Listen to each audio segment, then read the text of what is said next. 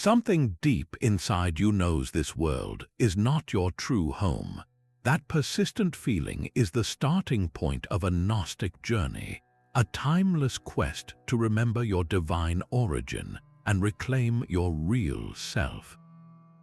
We will walk this ancient path together, from the first spark of spiritual amnesia that made us forget who we are, all the way to the ultimate remembrance of our celestial home.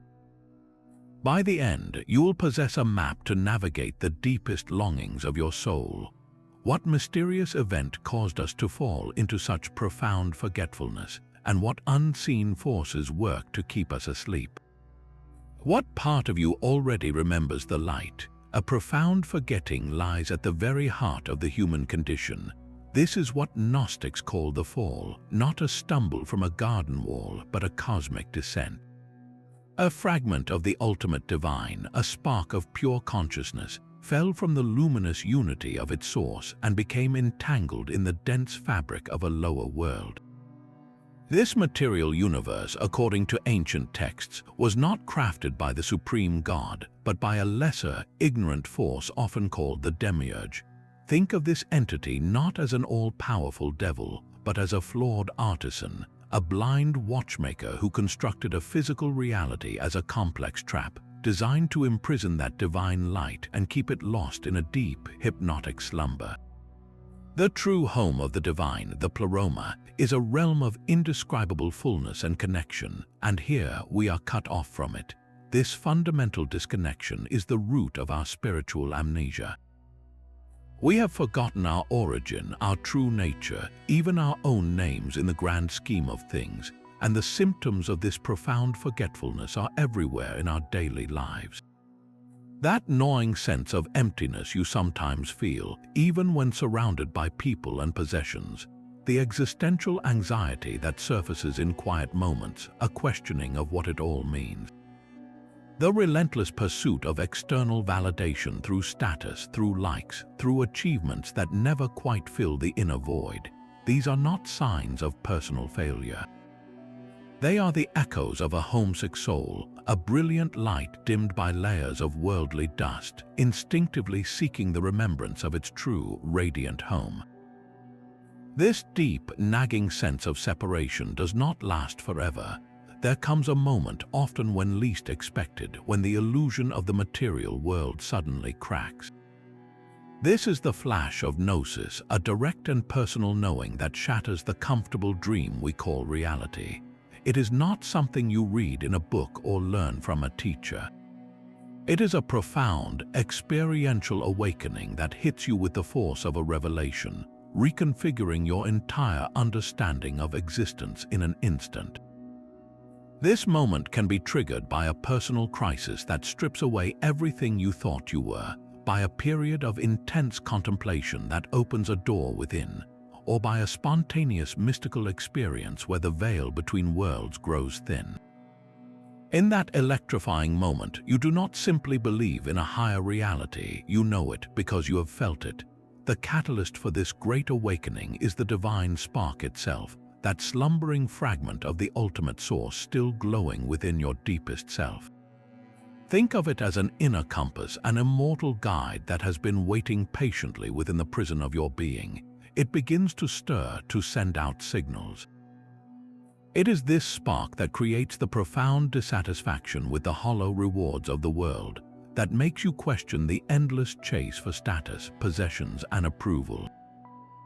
You start to see these pursuits for what they are, glittering distractions offered by the blind watchmaker to keep your true self pacified and asleep.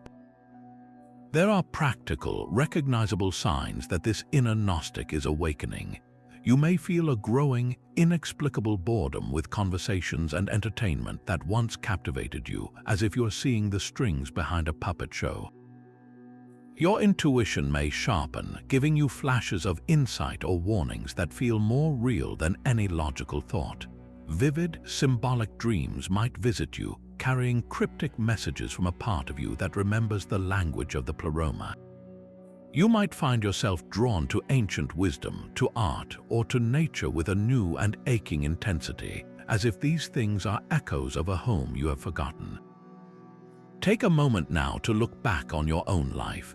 Can you recall a moment of sudden, breathtaking clarity, perhaps in the midst of great sorrow or unexpected beauty, when the world seemed to fall away and you glimpsed something timeless and true? That was not a random event. That was the first whisper of your divine spark, the inner Gnostic calling you to begin the journey back to your origin. That first glimpse of the truth is a dangerous thing for the powers of this world. An awakened human is a threat to the established order of sleep, and the system has its own immune response. In Gnostic wisdom, these are the archons, the rulers and authorities of the material cosmos. Do not picture them as horned demons. They are far more subtle and effective. They represent the internal and external forces that actively work to keep humanity pacified, distracted, and enslaved to a comfortable illusion. Their primary tool is not fire and brimstone, but the fog of forgetfulness itself. They are the architects of the consensus trance, the puppet masters of the shadow play we call ordinary life. Think of them as the invisible programmers of our reality, feeding us a script that keeps us from questioning the nature of the stage. These archontic influences manifest in very real ways. They are the voice of fear that whispers you are not good enough, that your dreams are too big, that it is safer to stay small and quiet. They are the rigid dogma, religious or scientific, that claims to have all the answers and demands you stop asking your own questions. They are the relentless engine of consumer culture, promising that the next purchase, the next promotion, the next like on a screen will finally fill the emptiness inside you. They are the social pressures that mold you into a predictable, manageable member of society, diverting you from the unique and unpredictable path of your soul. You can begin to spot their handiwork in your own daily life. Notice the repetitive, negative thought loops that play in your mind without your permission, the anxieties that feel implanted rather than earned. Observe the societal narratives that push you toward endless competition, toward judging yourself and others by superficial metrics of wealth and status. See how the media you consume often promotes fear, division, and a shallow obsession with the trivial. These are not random occurrences. They are carefully designed distractions, glittering baubles offered to keep your gaze lowered, away from the brilliant light of your own inner spark. To navigate this maze of illusions, you must cultivate the one tool the archons fear most, your own discernment. This is not simply critical thinking. It is a deeper, intuitive knowing that learns to feel the difference between truth and deception, between your soul's authentic voice and the borrowed scripts of the world. This discernment is honed in moments of inner silence, when you quiet the constant noise of your thoughts, the endless chatter of external demands. You begin to perceive the subtle strings attached to the puppets all around you. It is like stepping back from a captivating shadow play. At first, you are lost in the drama of the dancing shadows, but as you still your mind and sharpen your gaze, you start to see the shapes of the puppets themselves. And then, if you look even closer, you can make out the hands of the puppeteer. The fear that controls you, the desire that consumes you, the opinion that limits you, these are the puppets. Your practice of inner silence is what allows you to see the hands that move them. This is not a call to withdraw from the world, but to engage with it more wisely, to stop mistaking the shadows for the substance of what you are. There is a profound intelligence woven into the very fabric of your longing. This is the story of Sophia, whose name means divine wisdom. In the grand Gnostic myth, Sophia was not a fallen angel, but a divine emanation from the ultimate source, the fullest expression of its creative and knowing heart. Her story begins with a sacred, yearning curiosity, a desire to know the unknowable depths of the Father, the source of all. This was not an act of rebellion, but an overflow of love and wonder. Yet, in reaching beyond her own station to grasp the ineffable, she experienced a cosmic shock. From this spiritual turbulence, a thought form was born separate from the wholeness of the pleroma, a blind, ignorant force that did not know its own origin. This is the demiurge, the blind watchmaker who, in its arrogance, used the divine power streaming from Sophia to fashion the coarse, chaotic substance of the material universe, a prison for the light. Sophia's own divine essence became fragmented and trapped within this creation, and that spark is the very substance of your soul.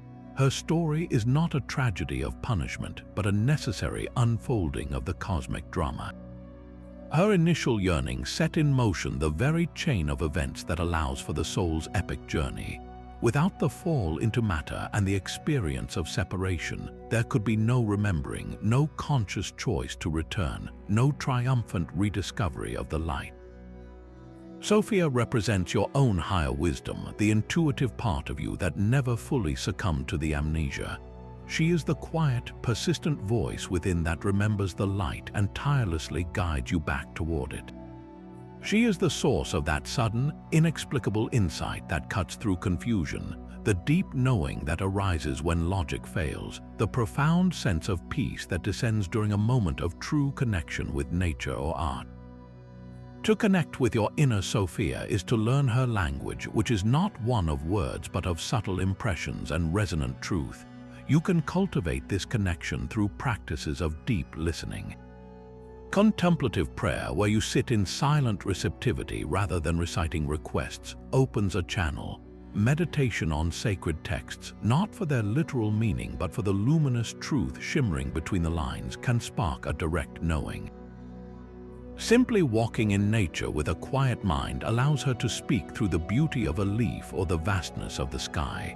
The most direct path, however, is to consciously listen for that quiet, wise voice within that already knows the way home.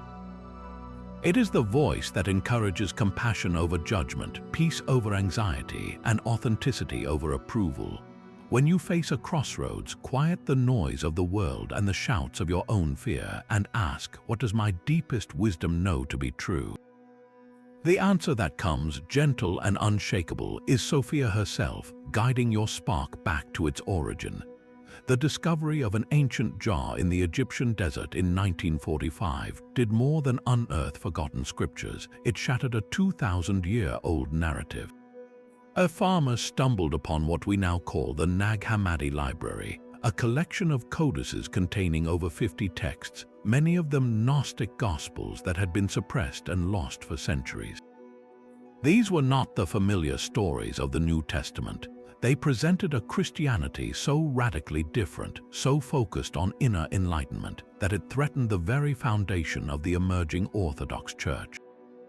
Reading these texts is like finding a secret user manual for the soul, one that the established powers had tried desperately to destroy. Among these rediscovered treasures, two stand out as luminous guides. The Gospel of Thomas is not a story of Jesus' life, but a collection of his secret sayings. It contains no crucifixion, no resurrection, only direct challenges to awaken. One of its most powerful declarations reads, "If you bring forth what is within you, what you bring forth will save you. If you do not bring forth what is within you, what you do not bring forth will destroy you." This is the core of the Gnostic path. Salvation is not an external event, a reward from a distant king for good behavior. It is the active process of remembering and manifesting the divine spark you already are. Then there is the Gospel of Truth, a beautiful, poetic text that reads like a love letter from the divine. It describes the human condition not as sin, but as a tragic error, a fog of ignorance and forgetfulness. The world we perceive is the nightmare of a sleeping soul. The Gospel speaks of the joy of remembrance, the sheer euphoria that comes when the soul awakens and recognizes its true origin, a moment it describes as a return from a drunken stupor to sober clarity. This fundamental shift in perspective reveals the great theological divide. The Orthodox Christian tradition came to preach a transcendent God, a supreme king ruling from a heavenly throne separate from his creation, a father to be obeyed and worshipped from afar. The Gnostic God is immanent and hidden. This divine source is not a remote ruler, but the very ground of being, a presence concealed within the deepest self and the entire cosmos, waiting to be discovered through direct knowledge. One view places divinity in a far-off heaven, the other sees it sleeping in the heart of every human being. To read these texts literally as historical accounts is to miss their entire purpose. They are not records of external events, but symbolic maps for the inner journey. Every character, every conflict, every landscape is an allegory for the drama unfolding within your own consciousness. The demiurge is not a monster in the sky, but the personification of the egoic mind that claims to be the ultimate ruler of your personal reality. The archons are the internal forces of fear, doubt, and distraction that hold your soul captive. The journey of the soul through the celestial realms is your own ascent through layers of illusion, disarming the psychic traps of attachment and aversion one by one. When you approach these ancient words as a mirror for your own spirit, they come alive with shocking relevance. They are not about a salvation that happened once, but about a remembrance that can happen now in the quiet of your own awareness. That divine spark within you is not the only voice competing for your attention. A much louder, more insistent voice usually dominates the conversation, the one that says, "I am my job, I am my past mistakes, I am what others think of me." This is the counterfeit spirit, a false self meticulously constructed from the raw materials of the material world. It is a patchwork identity woven from every expectation you have ever tried to meet, every hurt you have used to build a wall, every success you have mistaken for your true worth. This egoic self is the ultimate archontic trap, a convincing replica of you designed to keep your real self, the divine spark, imprisoned and silent. The journey of ascent, the path back to your origin, demands the active and often difficult work of shedding this heavy skin. It is a process of profound simplification, of letting go of everything you are not, so that what you truly are can finally shine through. Think of it like a snake shedding its skin. The old layer was once necessary for protection, but it has become tight, restrictive, and dull. It no longer serves the growing life within. The snake does not mourn the discarded skin, it simply leaves it behind, emerging brighter, more sensitive, and more vital. Your false self is that old skin, and your soul instinctively knows it is time to shed. This shedding begins with the courageous act of self-observation. You must learn to become a silent witness to your own mind, watching your thoughts and reactions without immediately getting swept away by them. When a wave of anger or shame arises, instead of becoming the anger, you take a mental step back and simply note there is anger. This simple shift in perspective creates a tiny but crucial gap between you and the counterfeit spirit. In that gap, your true self can breathe. Journaling becomes a powerful tool for this excavation. As you write freely, without judgment, you begin to trace the threads of your anxieties and desires back to their source. You might discover that your relentless drive for perfection is not your own, but a script you inherited from a critical parent. You could see that your fear of abandonment is not a fundamental truth, but a story you have been telling yourself since a childhood experience. Writing illuminates the architecture of your personal prison, showing you which walls are real and which are merely painted shadows. Mindfulness is the practice that allows you to stop feeding the false self. The ego thrives on your constant, compulsive engagement with its drama. When you sit in meditation and simply watch your breath, you are refusing to engage with the frantic chatter. You are, in essence, starving the counterfeit spirit of its favorite food, your identification with every passing thought. You start to see your mind as a browser with too many tabs open, most of them playing old, anxiety-inducing videos on a loop. Mindfulness is the act of gently, one by one, closing those tabs.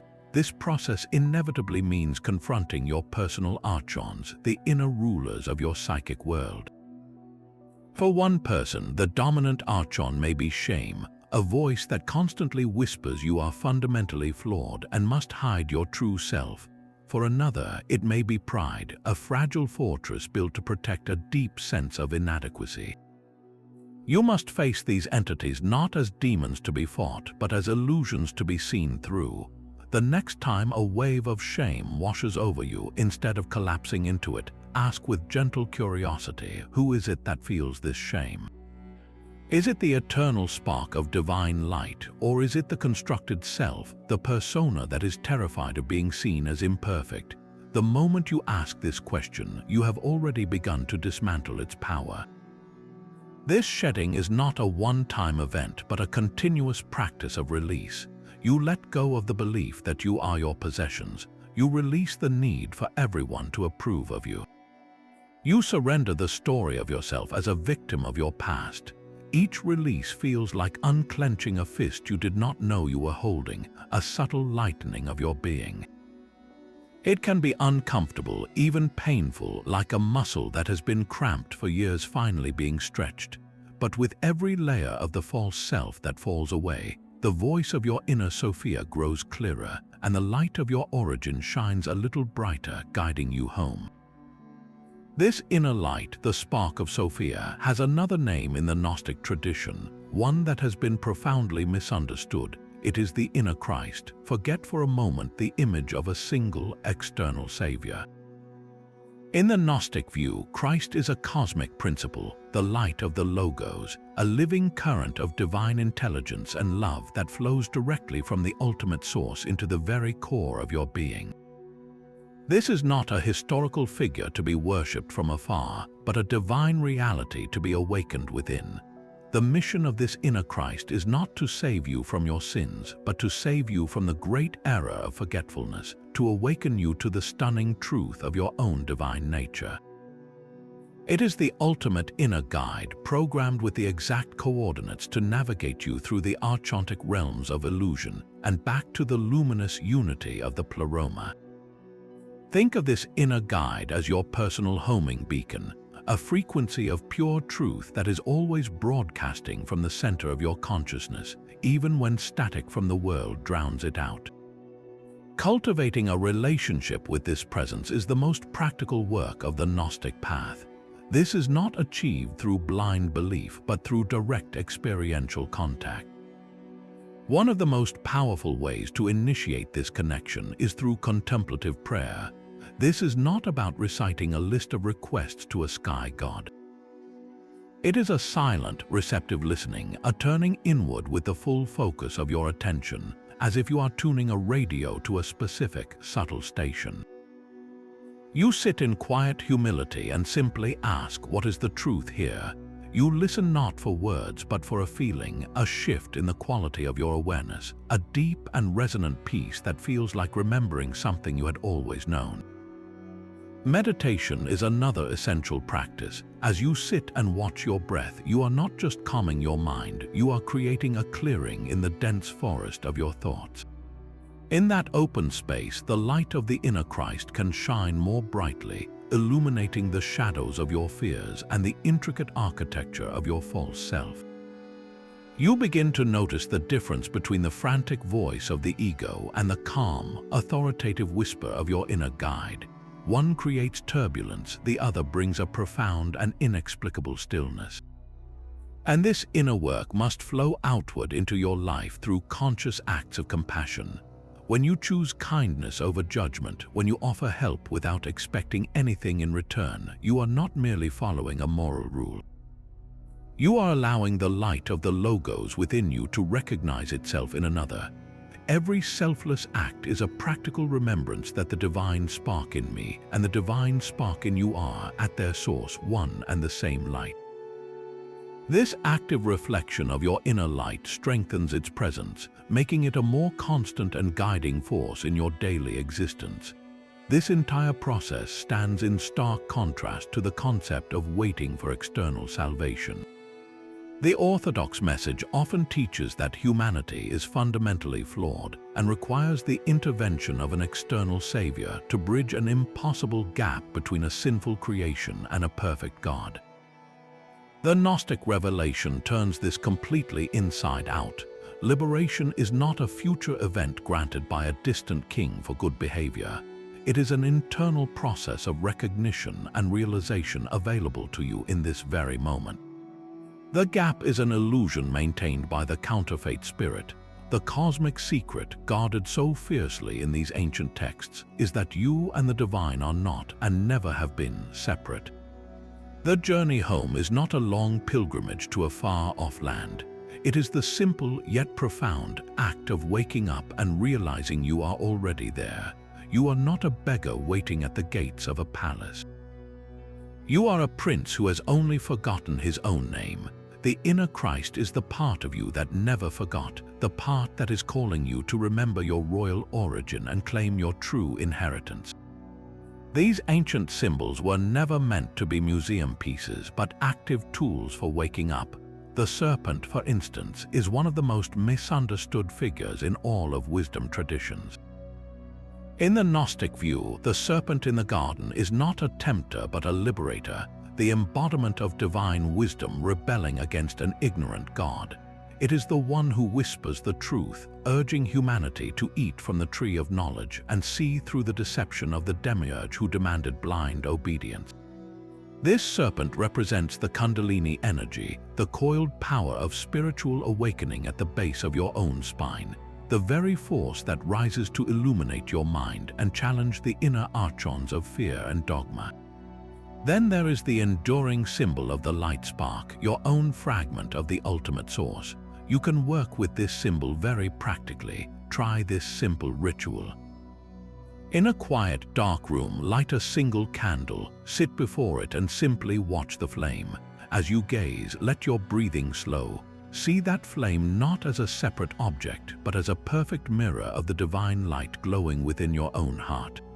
The candle's flame is steady, radiant, and unconsumed by the wax, just as your true nature is constant, luminous, and not destroyed by the experiences of the material world.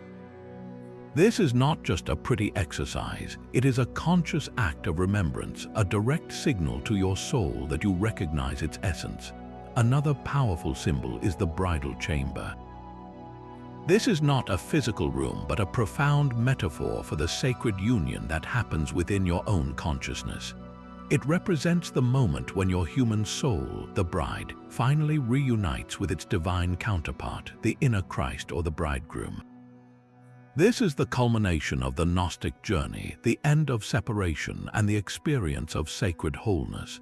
You can create a personal bridal chamber in your own life by dedicating a small space as an altar. This does not require elaborate statues or expensive items. A simple shelf or a corner of a table will do. Place upon it objects that, for you, symbolize truth, beauty, and the memory of home. This could be a beautiful stone from a walk in nature, a passage from the Gospel of Thomas written on a slip of paper, or a symbol that resonates with your heart. This altar becomes a physical anchor point, a daily reminder that your life is a sacred journey toward reunion.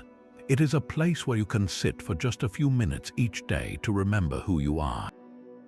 Words, too, can become potent rituals. The Gnostic Gospels are filled with powerful phrases that act as keys.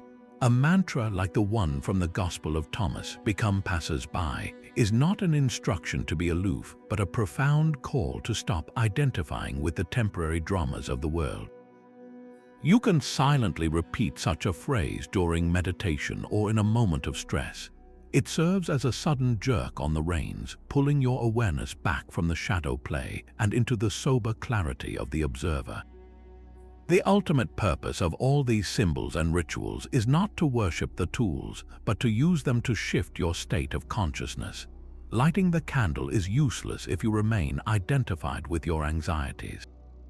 Repeating a mantra is empty if you are not feeling its meaning reconfigure your inner world.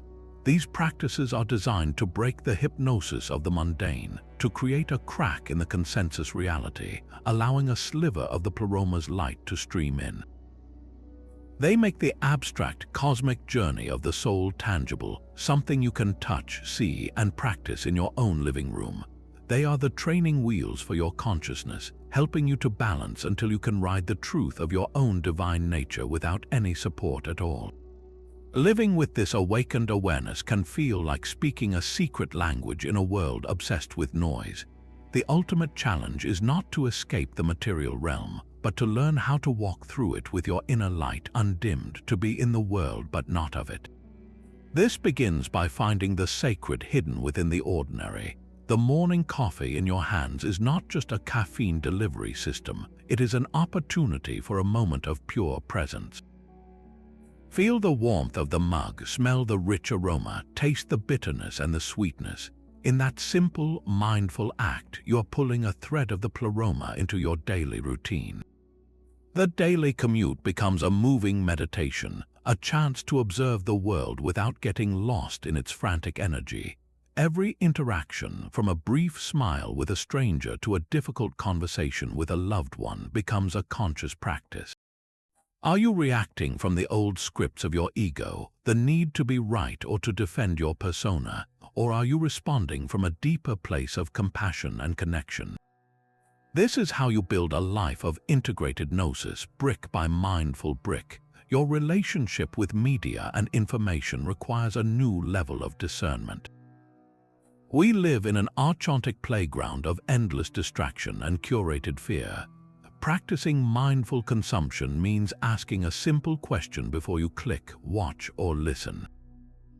Does this feed my soul or my anxiety? Does this bring me closer to remembrance or deeper into the collective trance? You are not just a consumer of content, you are the guardian of your own consciousness.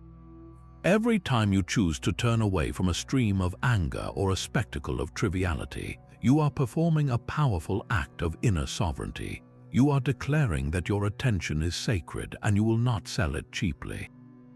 This same principle applies to your work and relationships. Your job does not have to be your spiritual calling to be a vessel for your light. You can engage with any task, from filing papers to building a business, with the intention of bringing presence, integrity, and care. When you work from a place of authentic connection to the action itself, rather than from the ego's need for validation or status, you transform labor into a form of active meditation. In your relationships, see if you can look past the personality, the habits, and the history to glimpse the divine spark struggling to shine within the other person. When you relate to that spark instead of to their ego, you create the possibility for a truly sacred encounter. This path can feel lonely, which is why finding your tribe is not a luxury but a necessity for the journey. A community of fellow seekers provides a refuge where you can speak your truth without translation. It is a mirror that reflects your own light back to you when you forget what you look like. This does not require a physical monastery. It could be a trusted online forum where questions of the soul are taken seriously, a small book study group that meets once a month, or even a regular video call with a few friends committed to walking the same path. In these spaces, shared wisdom flourishes, and the feeling of isolation that the archons cultivate begins to dissolve. Remember, the goal is not to reject the beautiful, painful, messy world around you. This reality is the temporary school for your soul, the very arena where your divine spark gets to remember its power through direct experience. You are here to interact with it all from a place of awakened freedom, to engage with the drama without becoming the drama, to offer compassion to a world lost in a dream, knowing that your true home is waiting not at the end of the journey, but within the heart of every conscious step you take. This triumphant return is the final, glorious homecoming of the soul. After its long journey through forgetting and awakening, the enlightened spark does not travel across vast distances to reach the pleroma. Instead, it undergoes a profound and irreversible shift in consciousness, a final remembrance that shatters the last illusion of separation. In an instant of breathtaking clarity, the soul remembers its own true name and recognizes its eternal identity as an inseparable part of the divine fullness. The longing that initiated the entire quest, that deep, aching homesickness, dissolves into a state of ineffable joy and perfect peace. You realize you are not a drop returning to the ocean, but the ocean discovering it was never divided into drops. This is the ultimate resolution, the cosmic story coming full circle. The light that fell into matter now awakens to find it never truly left its source. It was only dreaming of exile. The peace of this reunion is beyond any worldly concept of happiness. It is a silent, roaring, all-encompassing stillness where every question finds its answer not in words, but in the direct experience of being the answer. The conflicts of the ego, the fears of the archons, the distractions of the world, all are seen for what they always were, fleeting shadows cast upon a wall, now powerless in the face of this radiant, self-knowing light. The journey of shedding the false self, of navigating the inner maze, of listening for Sophia's voice, culminates in this single, simple, yet monumental realization. I and the Father are one. This is not a theological statement to be believed, but a living reality to be known, and this potential lives within you right now as surely as your heart beats. It is the natural and inevitable culmination of the inner work you are already doing. Every moment you choose presence over distraction, every time you respond with compassion instead of fear, each instance you quiet the mind to listen for that deeper truth, you are taking a conscious step toward this remembrance. You are not building something new, but clearing away the dust that obscures the masterpiece you have always been. The home your soul has been seeking with such fervor was never a distant star in a far-off galaxy. It has been humming quietly within the very core of your being all along, a constant, loving presence waiting patiently for you to turn your gaze inward and finally recognize it. This entire journey, from that first flicker of alienation to the final homecoming, is a map etched onto the soul. It begins with the great amnesia, the profound forgetting of our divine origin as sparks of light cast into a world of shadows. Then comes the awakening, that startling jolt of Gnosis where the dream of reality cracks and we remember a deeper truth. We learn to navigate the illusions, to see the archontic influences in our fears and desires, and to cultivate the inner discernment that sees through the puppet show. We meet Sophia, our own divine wisdom, and the inner Christ, the homing beacon guiding us back. We shed the heavy skin of the false self piece by piece until only the radiant core remains. And at last we arrive at the remembrance, the stunning realization that we were never truly separate, only dreaming of exile. This is not a path of belief but of direct knowledge. Your own inner experience is the only scripture you will ever need, and your conscious attention is the key that unlocks your own liberation. You are not a passenger on this journey, you are the navigator. The power to awaken, to remember, to return has been within you all along. Let this understanding ignite a fire of purpose within you. Do not wait for a teacher or a sign to appear outside of yourself. The most profound quest begins the moment you turn your gaze inward and ask the simplest, most powerful question: who am I truly? Listen for the answer that comes not from your thoughts, but from the silence beneath them. Share in the comments below what was the first spark of remembrance for you. Was it a moment of sudden clarity, a feeling of profound connection, or a deep, unexplained knowing that this world is not your home? Tell us which part of this ancient journey resonates most with your own soul's story. If this path of inner wisdom calls to you, subscribe to the channel for more explorations into the maps that guide us back to our origin. Your quest is the only one that matters. Never stop seeking the light, for it is already seeking you.